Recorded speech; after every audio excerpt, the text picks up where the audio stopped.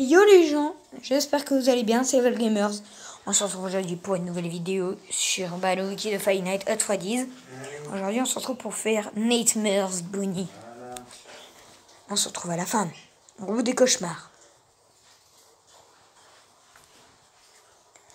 Nightmare Bonnie est une version cauchemardesque de Bonnie qui a fait sa première apparition dans Five Nights at Freddy's 4 en tant qu'antagoniste.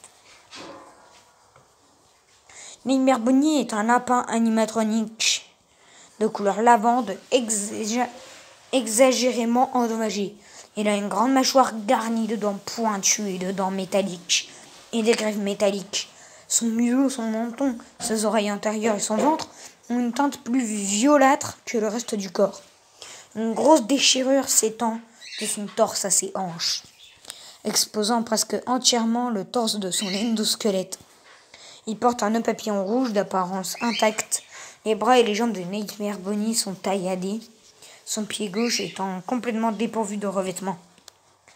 Comme avec tous les autres animatroniques cauchemardesques, sa tête semble être séparée en deux parties, ce qui lui donne la mâchoire constamment ouverte.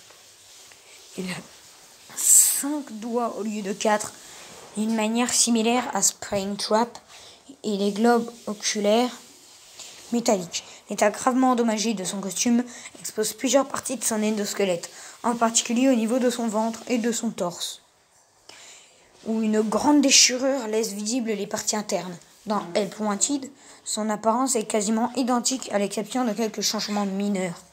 Son iris sont jaune orangé au lieu de violet. Son costume est d'un bleu plus foncé et ses moustaches ne sont pas visibles.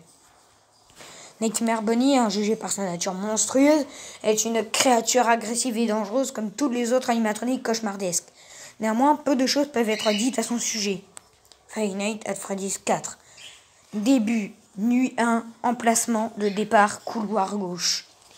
Le Nightmare Bonnie va tenter de rentrer dans la chambre à partir du couloir gauche.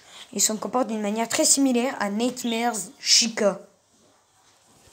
Il est d'abord situé dans un endroit hors de vue, puis va discrètement se rendre au fond du couloir gauche, puis à la porte du même couloir, là où il peut attaquer le joueur si la lampe de poche est utilisée.